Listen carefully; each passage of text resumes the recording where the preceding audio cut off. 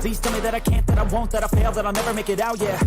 Please tell me all the bad, never good, fill my head full of every single doubt, yeah. Please say any negative thoughts, I pop off when I hear people say I cannot. I get off to the thought of proving everyone wrong, I won't stop to the top, so you better back off and get lost. I'ma stay loud, stay proud, never running out, never heading south. I'll be spreading out, call it word of mouth, can't put me down, I'll be getting loud. You can have your doubts, not what I'm about, have your f***ing cloud, it be raining now, I keep making sound, go another round, I'm legend bound, can't stop me now. You don't wanna fuck with me, a slow burn like a disease. Just tell me that I can and I'll show you things that you couldn't believe. Just tell me that I can. Just tell me that I can.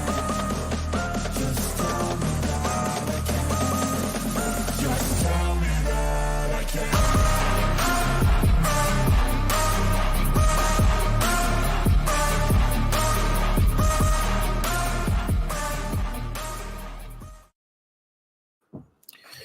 All right, everybody, man, welcome to Unscripted. It's just me tonight, so lots of audience participation would be duly appreciated, so I don't talk to myself all night. But, man, what a time to be alive, man. You know, Hamlin is doing quite well, and it's just good to see that young man, you know, FaceTiming his friends, FaceTiming his colleagues, FaceTiming social media.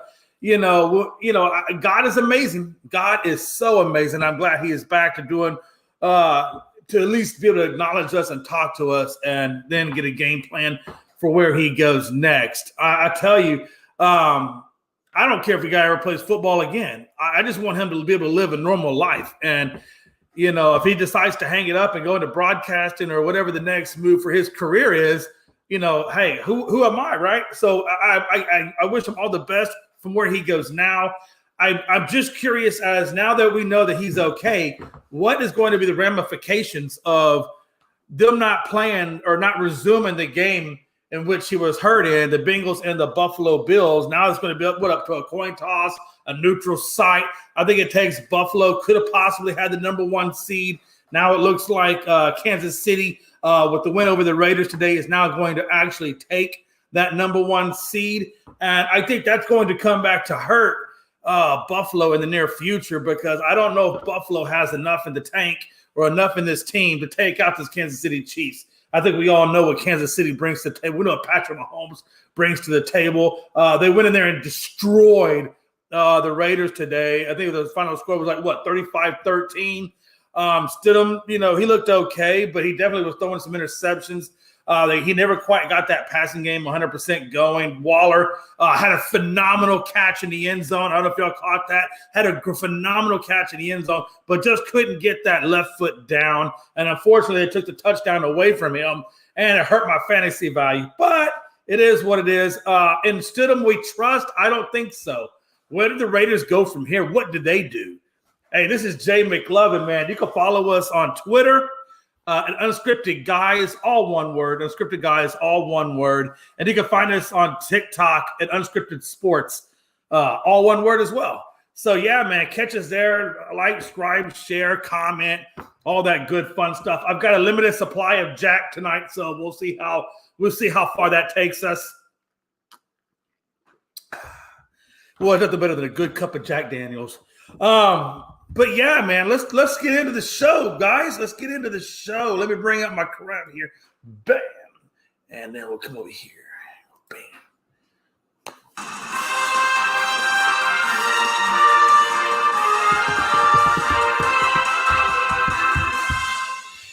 Hey, I did want to touch one more thing on the Damar Hamlin scenario. Let's give some massive shout outs to Denny Kellingston, the assistant athletic trainer for the not for the Denver Broncos, for the Buffalo Bills. He was first on the scene, his first to give CPR. He was the first one to get the heartbeat restored back in Hamlin. And I'll tell you, the guy that probably makes the least amount of money on that team was probably the most important person in Damar Hamlin's life. And I think we got to give a massive shout out to first responders, these assistant trainers, and everything that they do, because if it wasn't for them, there would be no DeMar Hamlin and there would be no us when we need them. So massive shout out to first responders and massive shout out to Denny Kellingston. What an amazing job you did. And I know that the Hamlin family are so grateful for what you did for their family. Turning to another gentleman, ex-running back from the Cleveland Browns, I believe also the Broncos and the Giants, former running back, played at Arkansas, Peyton Hillis, as you know, is another football player or ex-football player in this case that is in ICU after he did a rescue swim for a family member that needed help in the water down there off the Pensacola, I believe it is. Yeah, Pensacola, Florida coast. So again, he went out there, he risked his life. He was able to get that family member home, and now he's in critical care. But it looks like he's going to pull through. It looked like he may have had some lung damage and maybe a little kidney damage, but it looks like he's going to pull through and be just fine. But again, what an amazing hero, right? I mean, I know it's his family, and who's not going to do it for family, but just the fact that he risked life and limb to save this individual. It just restores my faith in humanity and all that we do. I'm telling you, man, we need more of that. More people like Peyton Hillis and Danny Kellingstons in the world that are out there helping other people when they need them the most. Man, all right. So then we kind of turn our attention over to the Milwaukee Brewers clubhouse. I don't know if you guys are following what happened out there in Milwaukee, but apparently a fan was at a doubleheader. They were playing a doubleheader against the Giants, and I believe it was a December game, or at least it was reported, I believe, on December 14th, that this gentleman was outside the stadium, gets drunk, had about 10 beers, they said, had about 10 beers in his system, and gets drunk, passes out in some bushes next to the clubhouse entrance, and then wakes up, goes to the door to the stadium, jerks on it until finally the door was pried open, found his way into the locker room, and then proceeded to take everything that he could fit into a duffel bag. And apparently that included electronic items, autographed bats, autographed baseballs, other memorabilia. It looks like iPods and headphones, computers, laptops. I mean, this guy was in there for a hot minute to be able to take a whole duffel bag worth of crap back to his place. And oddly enough, the one that turned him in, he takes the Uber from the stadium to his place of residency, gets the duffel bag into the house, and then his roommate sees all this Brewers memorabilia stuff in this duffel bag, alerts the police, says, hey, I've got all this Brewers stuff over here, and then finally the guy ends up going to jail. What a time to be alive. When the roommate sells you down the river, what a time to be alive. I wonder if he's going to be held for that part of the rent. I wonder if he thought about that. So now he's going to have to pay all the rent, the guy that turned him in. What a time to be alive. What a time. Trevor Bauer gets sent off for a designated assignment. Basically, the Dodgers have said, I'm glad Trevor's back, but we don't want him. And since we don't want him, we're going to try to trade him. And if we can't trade him, then we're going to release him. How about you? But if I'm a team, I'm not worried about trade. I'm just going to wait till he gets released. And then I'm going to go scoop him up. Look, I know the guy has done some not so favorable things I wouldn't necessarily be proud of, but the guy can still pitch. He's still young enough. He only missed, a year and a half. He can bounce right back, throw a few bullpen sessions. He's right back in the mix, and he's going to help somebody's team get to the playoffs. I wonder which team that will be. Who will take the chance on Bauer? Possibly maybe the Red Sox, maybe the Phillies. Would not be surprised if either one of those teams takes a flyer on Bauer, and then maybe even the Orioles. The Orioles would definitely use some bullpen help. That would definitely help propel them. So maybe the Orioles chip in and go after him. I don't know. We'll see, man. But either way, Trevor Bauer is back on the market, fellas, and it's anybody's guess as to where he will go. All right. We're going to slide over, if we can, now into a little bit of NFL talk. 49ers get Debo Mitchell back for the playoffs in full effect.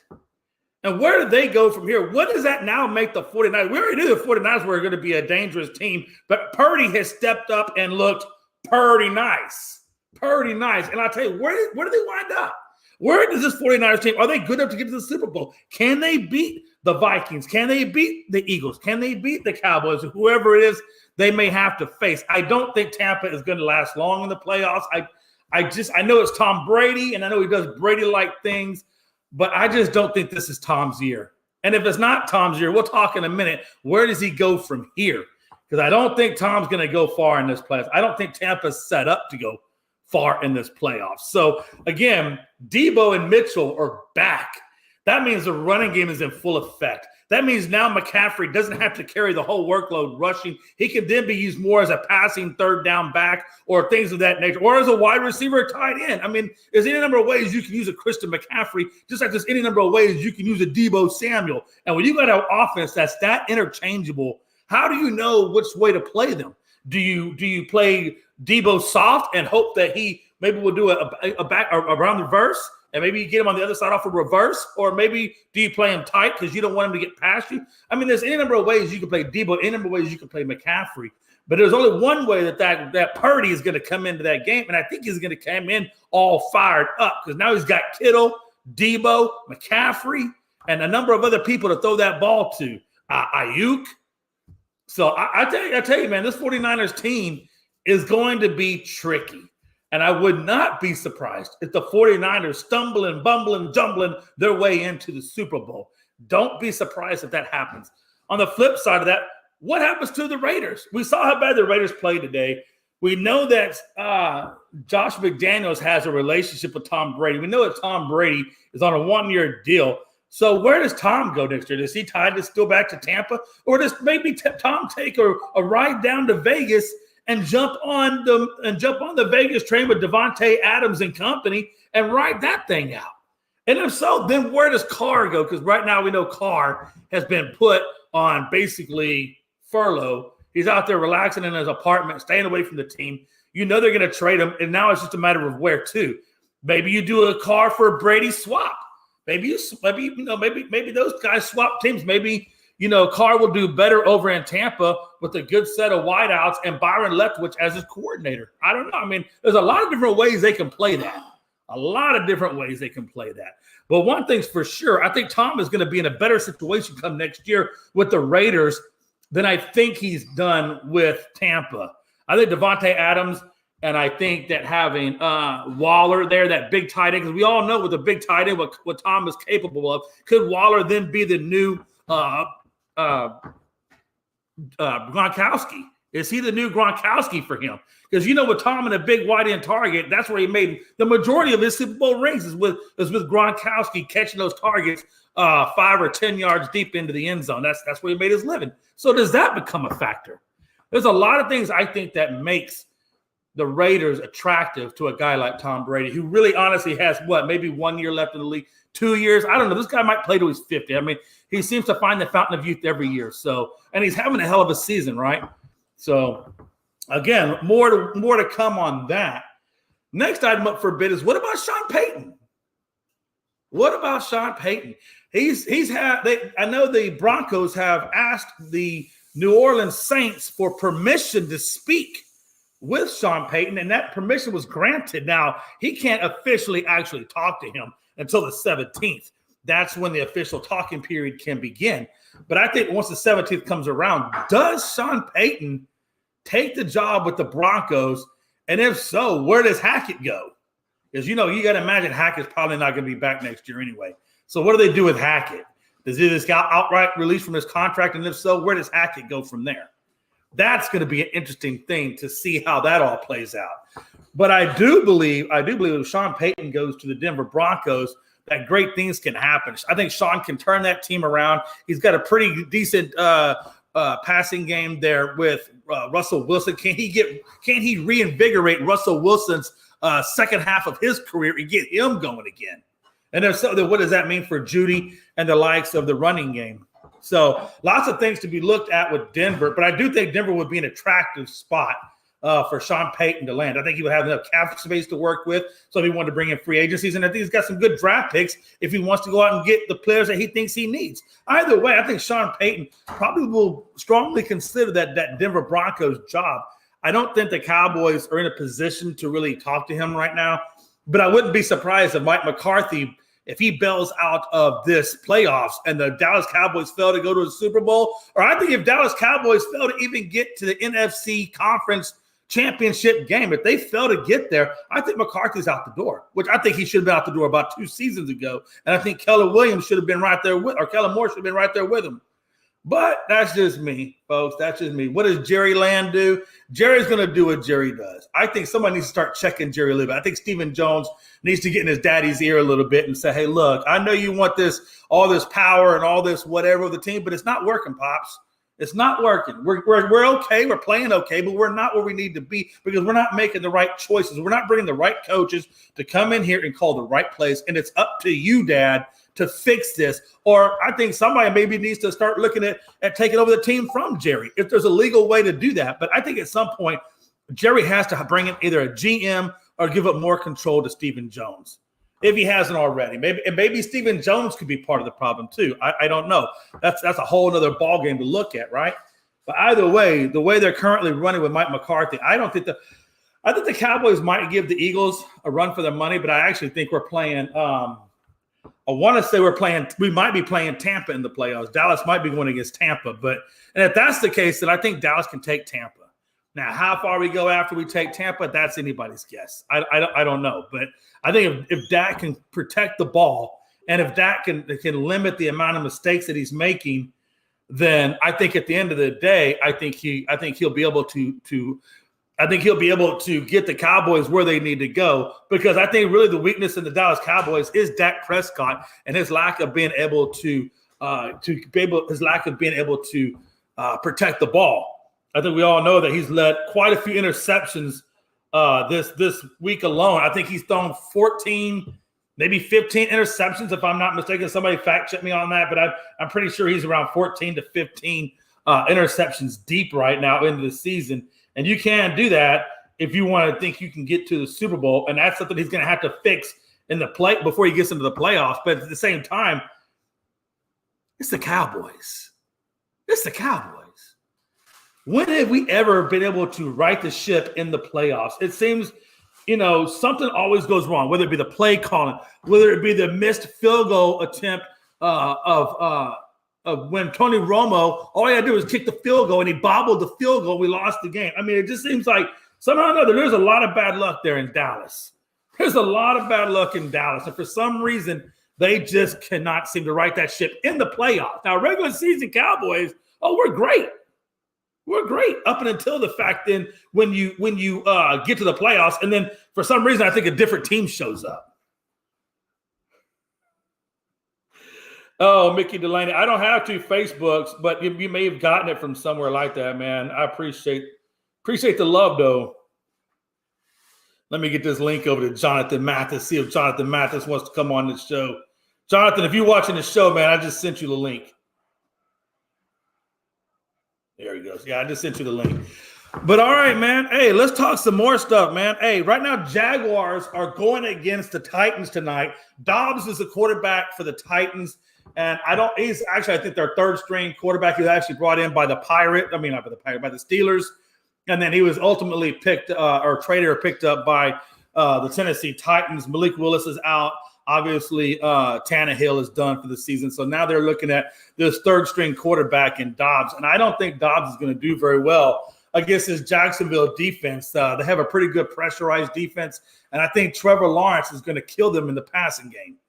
Trevor Lawrence has just been on fire lately. I think he's only thrown 2 interceptions since the last 2 months. He's only thrown like 2 interceptions. I think he's got 8 interceptions on the season as a whole, right? He's got somewhere around 21 or 22 touchdowns. So Trevor Lawrence in his first year with new head coach Peterson is just playing phenomenal.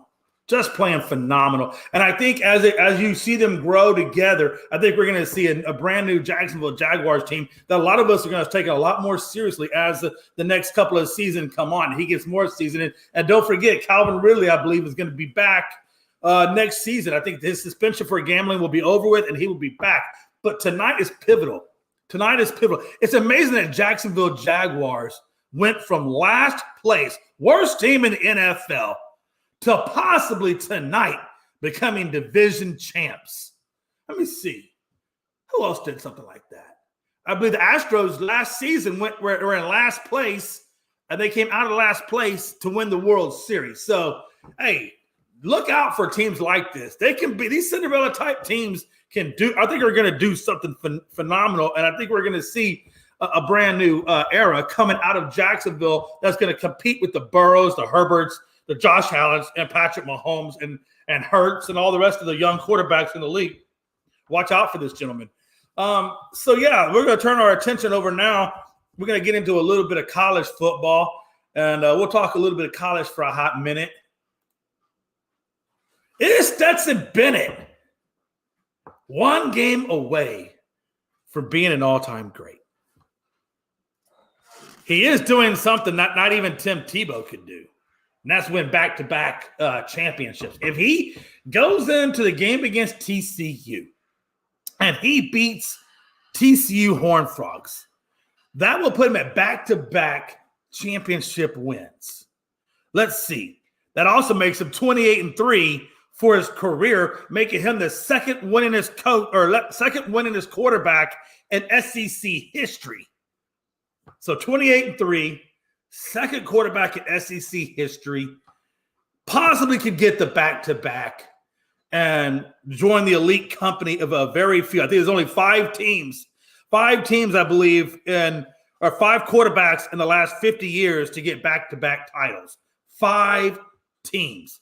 Could Stetson Bennett join that elite company? Could he? I remember when Stetson Bennett got his first championship, I asked people, well, what do you think about Stetson Bennett? How far do you think he goes in the draft? I mean, what is the likelihood of this guy actually doing something? And a lot of people said that he might go 3rd round, he might go 4th round. I would not be surprised if Stetson Bennett goes 2nd round. But my question for you is this, not so much where he goes, because it doesn't really matter. Purdy was Mr. Irrelevant. Look what Purdy's doing.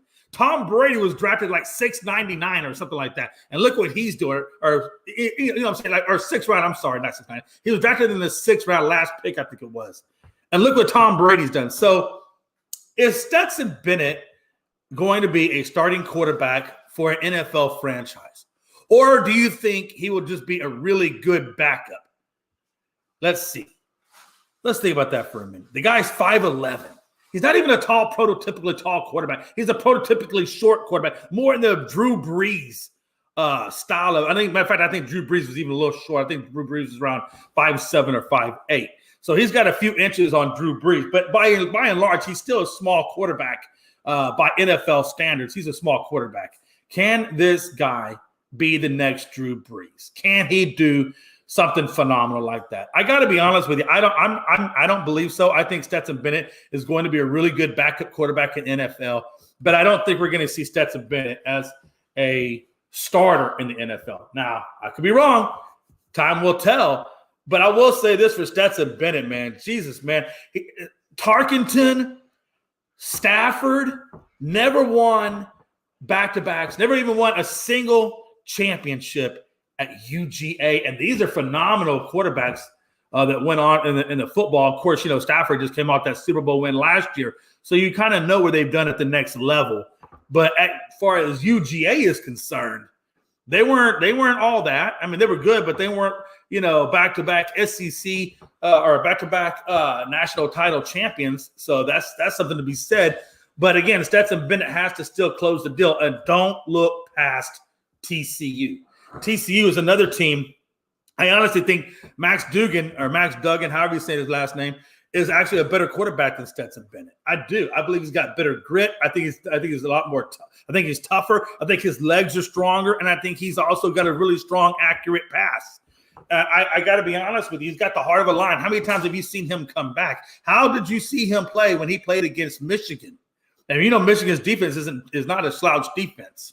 And TCU did not allow their running game, the smash mouth running game of Michigan, to whop them or control them. So having said that, don't look past TCU. I know they're considered to be a quote-unquote Cinderella team, but I think they're kind of slowly but surely shedding that Cinderella label as the season has gone along. I believe they've done that. And I think they played more ranked opponents than what Georgia or Ohio or Michigan have played. If you look at what their lineup looked like. I think they played 4 or 5 ranked teams, and I think Michigan, Ohio only played 2 ranked teams during this season, and I believe Georgia was right around the same. So keep that in consideration when you're talking about TCU. I think this team is going to be freaking phenomenal as things go along, and we'll see if they win that national championship come Monday. Now we want to talk a little bit about Michigan and Harbaugh. We've already kind of been talking a little bit about some of the other college teams. Let's talk about Michigan. We know that they lost again to TCU, and now we know that McCarthy, I believe his last name is McCarthy, is going to come back for next season and still continue to be the quarterback for Michigan. And Harbaugh, recently his name has been out there a lot. Talking with the Panthers. I think the Broncos were putting a presentation together to try to present to him to see if he wanted to come there. But Harbaugh has maintained all along that he does not plan to leave Michigan, that he was very excited for the upcoming season in 2023 and trying to get back to the national title game. So I do see Harbaugh in a Michigan coaching uniform come next season. However, and a comma. Don't you love that, Mel? However, and a comma. I love saying that. However, and a comma. There are investigations now going on with Michigan and Harbaugh. And there's different categories to the offenses. You have a level 1, a level 2, a level 3, and I believe a level 4. And I believe there's a level 5 in there. Level 1 being the most severe, level 5 being the least severe. And Harbaugh has been found on a level 1 charge, basically not cooperating with investigators. So apparently Harbaugh is not playing nice. He's not cooperating with the investigators. And if they uphold that charge or that offense against him, that level 1 offense, that means he will be suspended part of the season in 2023. Now, if he's suspended part of the season in 2023, what will that mean then for Michigan and their chances of making it back to the national title without their leader for however many games he gets suspended for? Number one. Number two, it looks like the program, the University of Michigan program, has been contacting recruits in the COVID-19 dead period, which you're not supposed to talk to any recruits during that dead time period, that dead zone period. And Michigan has been found to do so. And that carries a level 2 offense. And they have 4 level 2 offenses being investigated on Michigan themselves. And then Harbaugh has the one that is a level 1. However, whatever offenses that are found with the university will also be applied to Harbaugh because he is the head coach. And by NCAA rules, the head coach still bears the weight of any staff member and what that staff member's actions were. So he's basically guilty by association for whatever they do. So those level 2s and that level 1 all go against Harbaugh, just like the level 2 offenses go against Michigan. So keep that in mind. He's got a lot of things he's going to have to go through. I would not be surprised if they suspend him half the season or at least a good third of the season. Don't be surprised. And if that happens again, what does that do for Michigan? What does that do for the program? What does that do for their rankings? Will people enter the transfer portal because Harbaugh won't be there part of it? I mean, I don't know. I'm just saying there's a lot of things that could potentially happen or be a fallout from this. So we're going to have to stay tuned and see exactly what the NCAA levies out as time goes on. But it's not looking good for Harbaugh right now to start off the 2023 season if he is, in fact, suspended. What a time to be alive. Jim, what were you thinking, Jim? Why aren't you cooperating? Are you hiding something, Jim? I always say for every 1 cockroach, you find 10 more. What's the other 9 cockroaches, Jim? What other 9 cockroaches are out there that the investigators are going to overturn and find on you? Maybe you ought to think about leaving college and actually going pro football, because then you won't have to deal with any of the consequences. That's just my observation, Jim. Do what you please. Moving on, we're going to talk a little bit about Billy Wagner. Should Billy Wagner be allowed into the Baseball Hall of Fame? Now, Billy played roughly 12 years of baseball. 9 of those years were with the Houston Astros. The rest of it was kind of spread throughout, I think, New York, Mets, and a couple of other organizations. I think maybe the Twins might have been in there. There's been a few other organizations that have had Billy Wagner's services. But I remember Billy when he would play his come out music was Inner Sandman. Whenever you heard Inner Sandman in the 8th or 9th inning, yeah, you knew Billy was coming to the mound. And Billy didn't play. Billy had that stare. And I think even Andy Pettit had that kind of stare. You know that stare where they just kind of look over their glove and they can look right through your soul? That's kind of how Billy Wagner was. Billy Wagner would almost look right through your soul. Almost like the picture right there. It's like he's just looking at you, daring you to hit his heater. And his heater got up around 103, 104 to the point where he had, I believe it was 1,174 strikeouts. Now, remember, he's a closer. He's not a starting pitcher. So for the fact that a closer could get 1,174 strikeouts and only 293 walks as a career, and I believe his ERA for his career average was 2.31, and he had 7 All-Star appearances. Now, I don't know about you folks, but the man had 422 saves with a WAR of 27.7, and he was a left-handed closer, which is the creme de la creme. Everybody loves a good lefty. I think and I understand I'm an Astros fan, so y'all might call me a fanboy, but I do believe over the long haul of Billy Wagner's career that he does deserve to be in the Hall of Fame. We'll see if they actually put him in, but I think if you look at Billy Wagner's career and you look at the performances in which he's played and the things in which he's done, you're going to see that Billy Wagner was an exceptional player. He's like 52 years old as of right now.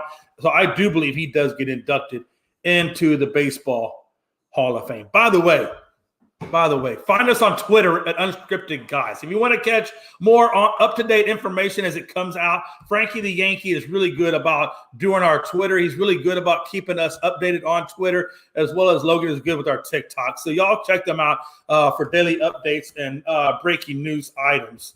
But yeah, Billy Wagner, man, I think you need to let Pete Rose in too, man. It's time. I think it's time. I think baseball commissioner needs to say, you know what? It's time. Let's let Pete in. Let's let, Barry Bonds. Let's let, Roger Clemens, guys who really contributed a lot to the game of baseball. And I understand they did steroids, but everybody was doing steroids back then. We all know that. Everybody was doing steroids. So I say let him in, folks. I say let him in, and let's move on with baseball. And let's let Pete Rose have a little bit of glory before he heads off to meet the Lord. Because we all know that Pete isn't exactly young as springtime anymore. He is up there in age. So I'd like to see him be able to get that before he actually does leave the earth. God, what a time to be alive. Wow. Will the Mets walk away from Correa?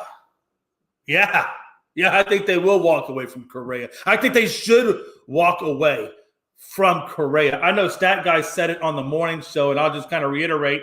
When he was in the minors back in 2014, he shattered his ankle. They put 2 plates in his ankle, and it caused him to be out the year. Now, those plates are only good for 10 years. Well, he's been in the league right at about 10 years. So those plates are going to have to be changed out again, probably within the next year or two. Those, if not already, they need to be changed out. And that's going to be him. That's going to put him on the DL for at least 1 year. So you're looking at, if he gets that surgery this year, you won't see Carlos Correa back until 24. And then after that, you'll only see Carlos for about 9 years after 2024 before those plates have to be brand new plates have to be put back in. And I think at that point, he'll be 39 anyway, and I don't think he's going to be wanting to compete. So I think with Carlos Correa, you're going to have to lose him for 1 year to get that surgery fixed. And then after you lose him for the year, you don't know how much time he'll miss in the off seasons throughout that 9 years. We know that Carlos Correa has been on the injury list quite a few times in that 10 years that he's already played baseball that I can know of. So I think teams are, and especially the Mets and the Giants, yeah, they're running scared. I would run scared too. Why am I going to give 10 years to a guy that I might only get 8 or 9 years? And out of that 8 or 9 years, how much will I lose to him being hurt? So I think the Twins said that they would offer him, I believe it was 7 or 8 years at $285 million. No physical required. Just come on in. Come on in, Carlos. Come back to the land of Minnesota and these Twin Lakes, and let's make some more magic happen. Go on ahead if you want to, Twins. Give them that $285 million. You guys haven't been relevant in years, so do what you got to do. Mets, Cohen, I know you want to spend money on every Tom, Dick, and Harry that's out there that you can get your hands on, but I'm telling you, walk away from Correa. Walk away from him. No, in fact, run away from Correa if you're going to try to give him that 10-year contract. I wouldn't give Carlos Correa more than 5 or 6 years, knowing that I'm going to lose him 1 year. So if I give him 6, I'll get 5. If I give him 5, I'll probably get 4. And out of those 5 or 4 years that you do get, how much time will he be on the injured list? Because you got to imagine, as he gets older, he's already injury prone. I'm just putting some things out there. You got to know when to hold them. That's what Kenny Rogers said. You got to know when to walk away, know when to run. Yeah, you better run. You better run. I'm telling you. Do not stay with Carlos freaking Correa. All right, folks. Today was a short show. It's only me, damn it. There's not a whole lot of people. You just get Jay McLovin. I hope you've enjoyed hanging out with me, hanging out and talking sports. Looks like right now we're at 2 minutes and 10 seconds left in the first quarter, and it's still 0-0, and the Jaguars have the ball. So it's going to be interesting to see how this plays out. I'm really hoping the Jaguars pull off this win. I think it's a great story, and I really would like to see how far Trevor Lawrence can take this team into the playoffs. But again, Mr. Hamlin, I'm so glad you're fine, man. I'm glad you're making improvements every day. I'm glad that, you're going to be a testament to people who can overcome anything. And it's such a joy to see you talking with people. And I will tell you, man, think long and hard about what your next decision is. But whatever it is, those of us here will support you, and we're behind you, and we got your back, man. And we appreciate all the things and all the well wishes that have been sent to Mr. Hamlin. It's amazing to see people when they come together. And sometimes in tragedy or tragic-like situations, that's when people really come together and form a bond. And yeah, man, it's good to see him doing well. Mr. Ellis, Peyton Ellis or Hillis, continue to recover. And again, another hero that is out there saving lives and doing the right things. And you can't praise these people enough. But all right, man. Hey, this is Jay McLovin signing off from Unscripted. And you guys have a good night. And we will see you bright and early Tuesday, baby. Tuesday with another edition at 7 p.m. of Unscripted. Y'all be good. Jay's out.